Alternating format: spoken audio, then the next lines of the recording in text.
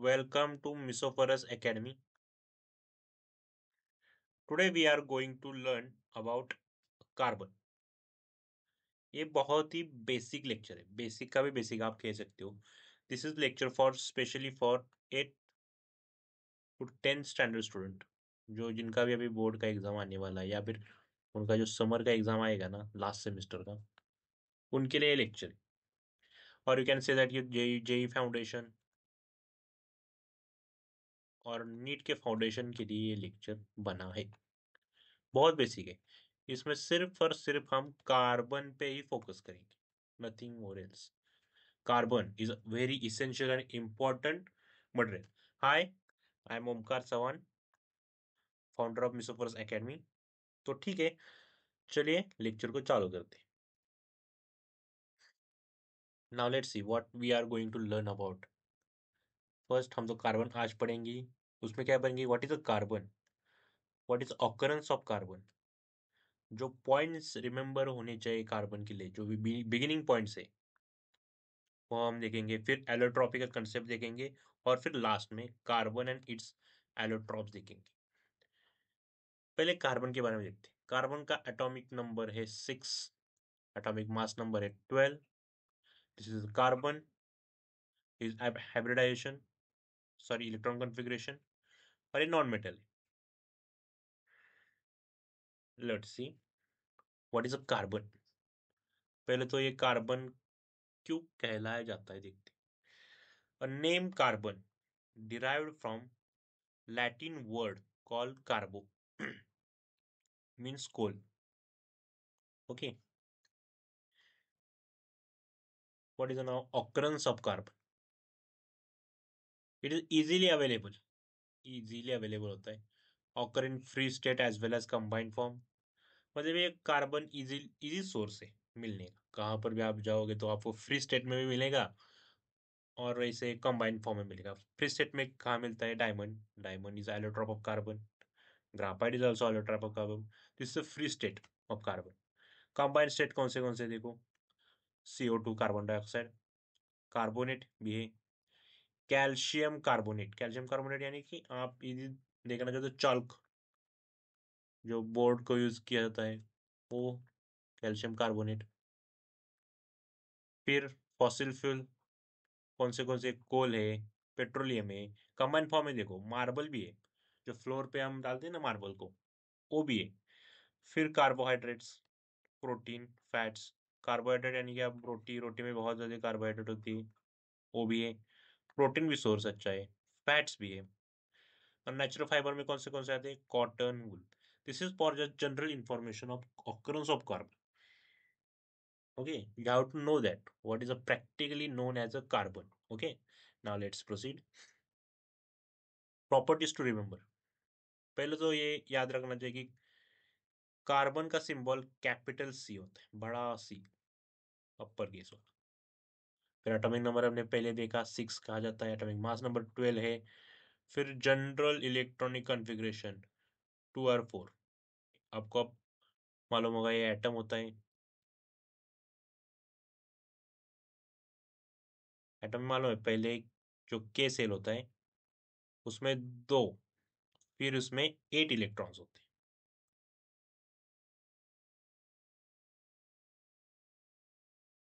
Okay, तो carbon में क्या है, सिर्फ 4 इलेक्ट्रॉन होते हैं. यानी कि कार्बन अभी भी 4 इलेक्ट्रॉन ले सकता है. ये जनरल एटम है.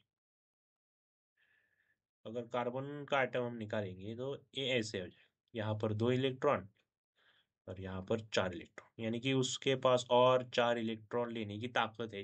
यानी कि उसका आउटर मोस्ट शेल जो है ना, वो बहुत एम्प्टी है. 4 और आ सकते हैं, इसलिए वो बॉन्ड फॉर्म करता है. इसे क्या कहते हैं?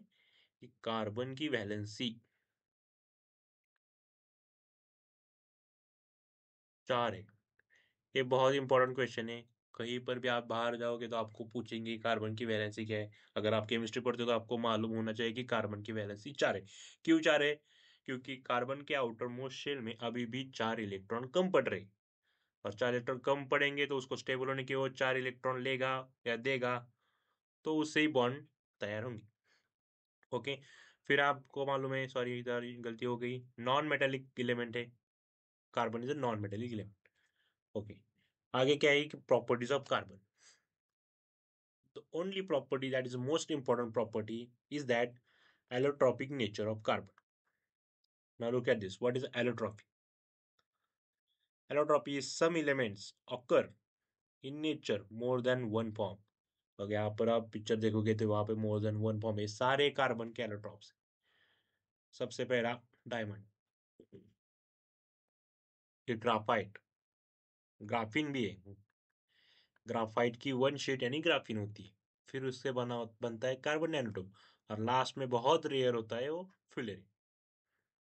अंडरस्टूड? सो जी ये सारे जो पिक्चर में देख रहे हैं ना, हम इसको पूरा डिटेल में आगे पढ़ने वाले। Okay, now let's detail definition of what is a allotropy. हमने देखा एलोट्रॉपी अभी भी, एलोट्रॉपी इज सिंगुलर वर्ड, और allotropes that is a plural word for allotropy. Okay, पर यहाँ पर क्या देखो, कहते हैं कि केमिकल प्रॉपर्टीज जो है ऑफ दिस डिफरेंट फॉर्म जो अभी हमने देखे आर सेम, मतलब इनकी केमिकल प्रॉपर्टी सेम है, but physical properties are different. इनकी फिजिकल प्रॉपर्टीज बहुत डिफरेंट है। This property of this element is called allotropy. या सिर्फ कार्बन की एलोट्रॉपी है? नहीं, कार्बन की तो होती है, सल्फर भी होती है, फॉस्फोरस भी होती है। इन तीनों की एलोट्रॉपी बहुत मैंने केमिस्ट्री पढ़ने के लिए, पर हम यहाँ पर सिर्फ कार्बन की एलोट्रॉपी में मेन फोकस रखे हुए है। Okay, let's proceed. देखो, कार्बन की एलोट्रॉपी पढ़ने तो आपको दो फॉर्म्स तो याद होनी चाहिए।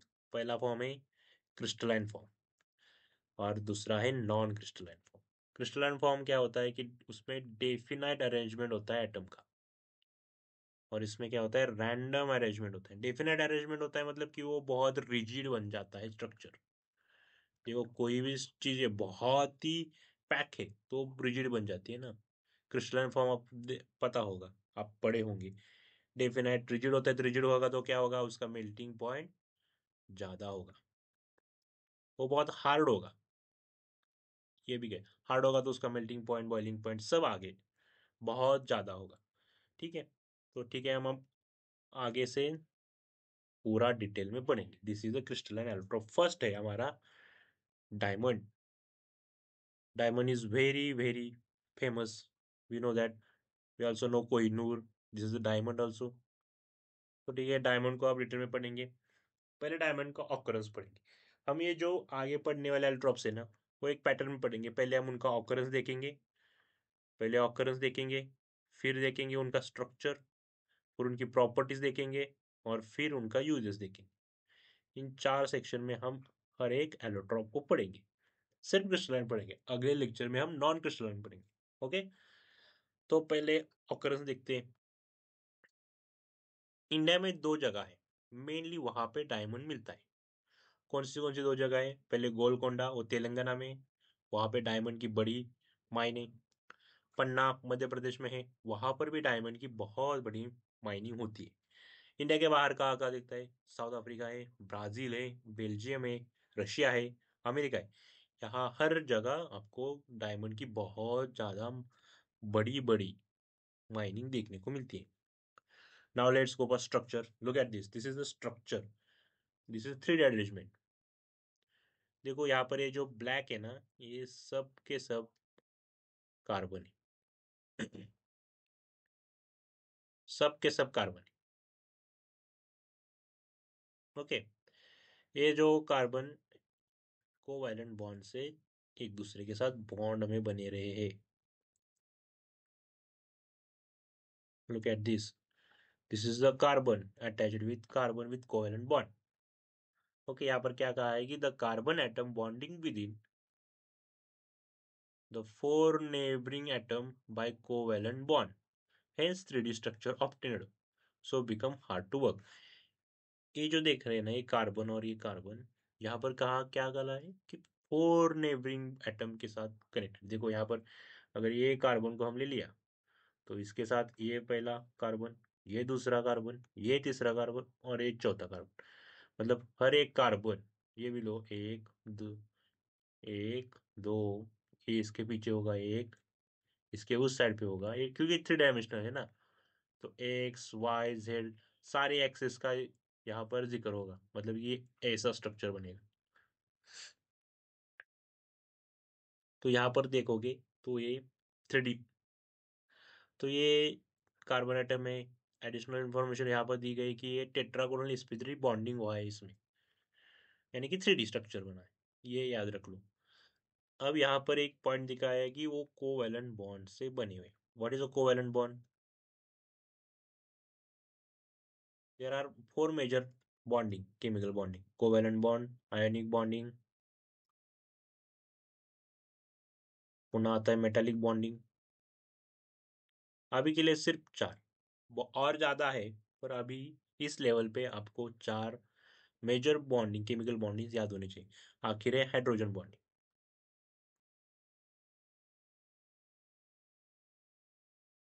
पहला कोवैलेंट बॉन्ड जो होता है वो share of pair of electron, ऐसे याद रखो। मतलब इसमें दोनों तरफ से एफर्ट होता है, एक एटम ए, एक एटम ए, इनमें बॉन्डिंग बनाना है, तो यहाँ से भी इलेक्ट्रॉन आना चाहिए और यहाँ से भी इलेक्ट्रॉन आना चाहिए, दोनों तरफ से एफर्ट हो गए तभी बॉन्ड बनता है, रियलिटी में भी और केमिस्ट्री में भी। आयनिक बॉन्डिंग देखो, सिर्फ एक तरफ से एफर्ट होता है, तो ये वीक होता है कोवैलेंट। सिर्फ एक ही करेगा तो ये वीक ही होगा ना, दोनों तरफ से एफर्ट होगी तभी तो आगे चलेगा। मेटालिक बॉन्डिंग भी सेम इसका ही भाई है, सिर्फ फर्क इतना है कि आयनिक और मेटालिक में, ये आयनिक मेटालिक बॉन्डिंग सिर्फ मेटल में होता है। और हाइड्रोजन बॉन्डिंग बहुत ही रेयर देखने को मिलता है। Most of the organic chemistry में बहुत हाइड्रोजन बॉन्डिंग होते रहते हैं, पर बहुत रेयर है अभी इस लेवल पे। हाइड्रोजन बॉन्डिंग आपको वाटर के रिएक्शन में मिलेगा, ये चे, ये ओ एच, इनका बॉन्डिंग हुआ, हाइड्रोजन बॉन्डिंग बन गए। This is, there are the four chemical bonding. सिर्फ इतना याद रखो कि चार होते हैं और कैसे होते हैं। कोवैलेंट बॉन्ड जरा स्ट्रांग होता है, फिर आयनिक बॉन्डिंग थोड़ा कम, फिर मेटालिक, फिर hydrogen bonding. These are sequence wise. Okay, this is not a part of our syllabus, but I just additional information के लिए बताया। Now what is the properties of diamond? Okay, look at this. Diamond is a hardest material. Diamond is a hardest material and hardest natural substances. उसकी density अगर देखो 3.5 ग्राम पर centimetre. Density कैसे major करते हैं? मास अपॉन वैल्यू, मास ग्राम में होता है, सेम क्यू में होता है। 3.5 इट्स वेरी हाई, मतलब कितना रिजिड होगा आप देख सकते हो। मेल्टिंग पॉइंट इसका 3000 डिग्री सेल्सियस, मतलब कितना है। उसकी एक केमिकल रिएक्शन यहाँ पे दिखाई गई कि अगर 800 डिग्री पे प्रेजेंस ऑफ ऑक्सीजन पे CO2 CO2 रिलीज होता है and no other product is form. Okay, यहाँ पर केमिकल रिएक्शन दिखाई गई है। It does not dissolve in any solvent. आपने देखा, पहली बार आपने केमिकल रिएक्शन देखी, बताई गई है कि it does not dissolve in any solvent. Physical property में क्या है कि फिजिकल प्रॉपर्टी देखो, ये 300 डिग्री सेल्सियस पे मेल्ट होता है। ओके, फिर इस पे क्या बताया गया कि एसिड और base, no effect on diamond. Acid और बेस का कोई इफेक्ट नहीं है डायमंड। ओके, एसिड क्या होता है? जो S+ आयन देता है, बेस इसका अपोजिट, तो उसका कोई रिएक्शन डायमंड में नहीं। मतलब केमिकल प्रॉपर्टी बहुत निगलेक्ट है, बहुत रिजिड है, कैसे एसिड और बेस का रिएक्शन होगा। It is a bad conductor of electricity because do not have a free electron. You know that, कि अगर फ्री इलेक्ट्रॉन किसी भी कंपाउंड में, मेटल रेनो कंपाउंड में होंगे, तो उसमें आपको जरूर गुड कंडक्टर ऑफ इलेक्ट्रिसिटी मिलेगा।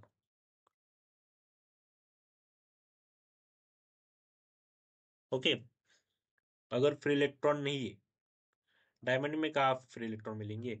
आपने अगर कोई मेटल लिया, एल्यूमिनियम लिया, एल्यूमिनियम आपने देखा हुआ इस एंड से उस एंड तक इलेक्ट्रॉन ट्रांसफर तो हो ही रहे, आपको पता है। ऐसे इलेक्ट्रॉन उस एंड से इस एंड ट्रैवल फ्रीली ट्रैवल कर रहे, ये इतना कॉम्पैक्ट है कि यहाँ पे ट्रैवल करना पॉसिबल ही नहीं है। तो ये क्या हो जाता है कहीं, ये एल्यूमिनियम की शीट या फिर एल्यूमिनियम का रॉड लिया आपने, वो गुड कंडक्टर ऑफ इलेक्ट्रिसिटी है कि यहाँ पर फ्री इलेक्ट्रॉन ट्रैवल हो रहे, इसमें नहीं हो रहे। जिसमें भी फ्री इलेक्ट्रॉन ट्रैवल होंगे वो गुड कंडक्टर ऑफ इलेक्ट्रिसिटी होगा, और जिसमें नहीं होंगे this is a bad conductor of electricity. Okay, now let's proceed. What are the uses of diamond? Diamond is a very allotrope, we know that. Now what's the uses? Diamond used in glass cutting and rock drilling machine. You know that glass cut करने के लिए, क्योंकि diamond लेते, diamond बहुत very sharp point, तो it's will always help to cut the rigid type, क्योंकि खुद rigid है और दूसरों उससे नीचे वाले को तो एब्सोल्युटली वो कट करेगा। That's why the uses. और पुराने ज़माने में वो आपको ड्रिलिंग मशीन देखी होंगे जिससे नो वाटर बोरवेल के लिए यूज़ किए जाते हैं, उसमें भी पहले ज़माने में डायमंड यूज़ किया जाता था। Okay, it is used as a ornaments, we know that. Obviously ornaments की वजह से ही बहुत इसको वैल्यू है। Is used in eye surgery, cataract बिटरेक्ट हुआ ना तो डायमंड से लेजर ट्रांसफर किया जाता है और उससे ऑपरेशंस किए जाते हैं। Used in polishing other diamonds, obviously अगर छोटा डायमंड आपके पास है तो बड़े डायमंड को पॉलिश करने के लिए यूज किया जाता है। Used in space, obviously. So this is are the uses of diamond. Now let's see next allotrope, that is a graphite. What is a graphite? Look at this. This is picture of graphite. This is general graphite. मतलब ये आप अपने pencil में देखा होगा। Pencil पता है उसमें क्या होता है कि ग्राफाइट लिया जाता है और उसको क्ले में मिक्स किया जाता है, तब जाके आपके पेंसिल की लीड बनती है। पहले क्या होता था, लीड यूज किया जाता था पेंसिल में, but lead is very poisonous for health. So that why they are now using graphite plus clay. Okay.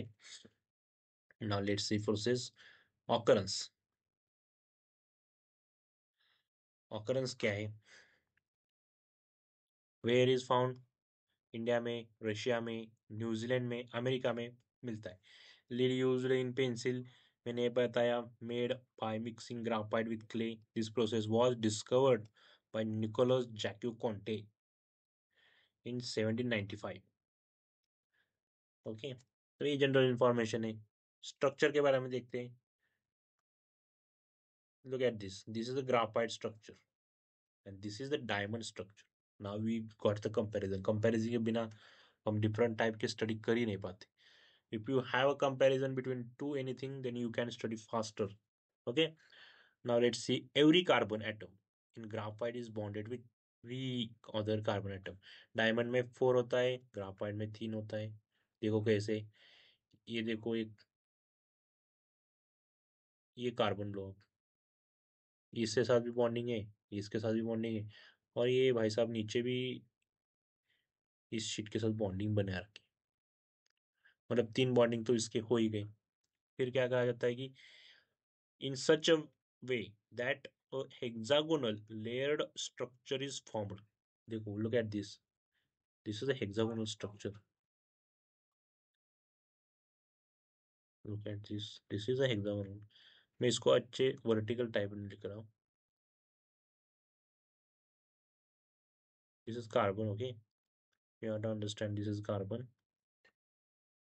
This is a hexagonal structure. Look at this. 1, 2, 3, 4, 5, 6. This sixth and hexagonal. Okay. A graphite crystal is made up of many sheet or layers of carbon atom. We know that, we see that this is all the dots are carbon. बहुत सारे carbon use किए गए and sheet.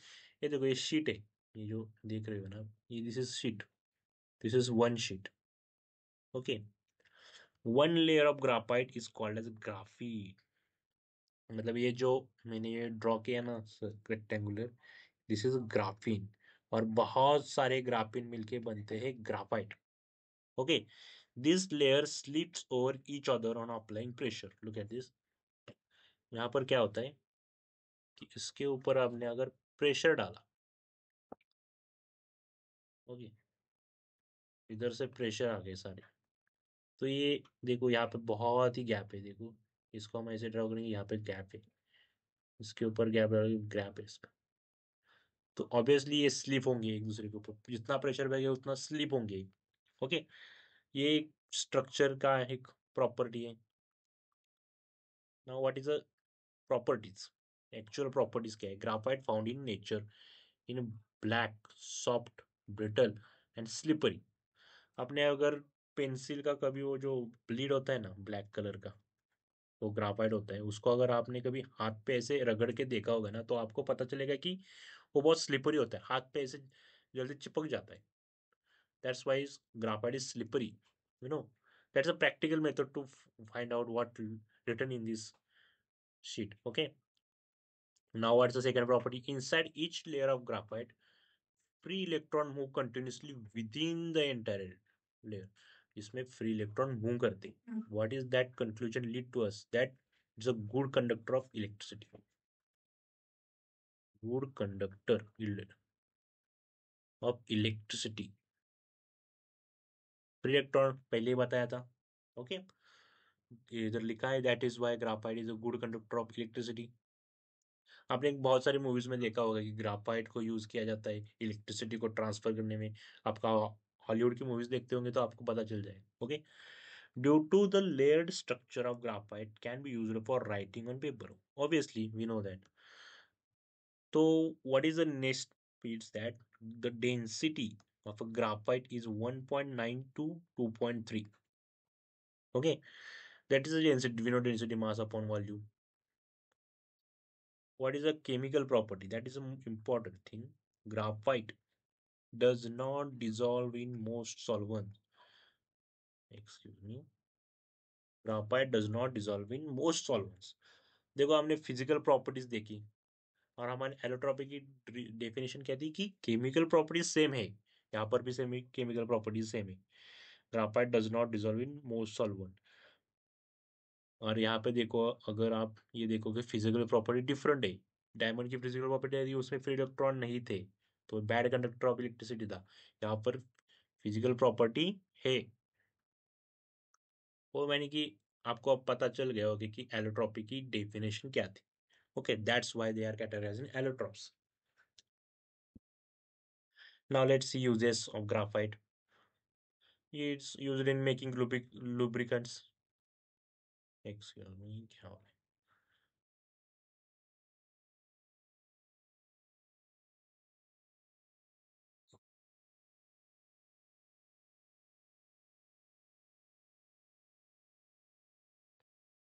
Used in lubricants. Graphite is used for making lubricants. We know that they are slippery, मतलब कि वो lubricant इसमें use होगा ही। Graphite is used for making carbon electrode. We know that कि हमने वो जो बचपन में अगर अपने वो खराब सेल को अगर आपने ऐसे, ये जो सेल होते हैं ना, ये से निप्पॉन के वो जो सेल होते हैं ना, बड़े बड़े वो सेल होते हैं ना ऐसे। आई मेरी ड्राइंग इतनी अच्छी नहीं है। और जो सेल होते हैं ना, उसमें अगर आपने जैसे पत्थर वित्तर मार के फोड़ के देखा हो ना, वो जो एक रॉड निकलती है ऐसी, they are make of graphite. Okay, तो ये उधर बताया गया है। Graphite is used in pencil for writing, we know that. Graphite is used in paints and polishes. Graphite is used in arc lamps which give a very bright light. Arc lamp बहुत बड़ी lamps होती है, उसमें इसका use किया जाता है। Users बहुत एक्सप्लेन नहीं कर सकते, users have to be remember. Okay, for exam point of view, last but not least, fullerene very rare, बहुत रेयर देखा जाता है फुलेरिन को। This is the actual, no, this is actual image we can say. Space में जो meteoroids होते हैं ना, जहां पर मेटेरॉइड्स पड़ते हैं या फिर गिर जाते हैं, वहां पर आपको ये वेरी रेयर एंड मेटेरॉइड जहां पर भी आपको गिरे हुए मिलेंगे, वहां पे फुलिन बहुत मात्रा में देखने को मिला है। ऐसा रिसर्च कहा गया है। I never see this. Okay, now let's C occurrence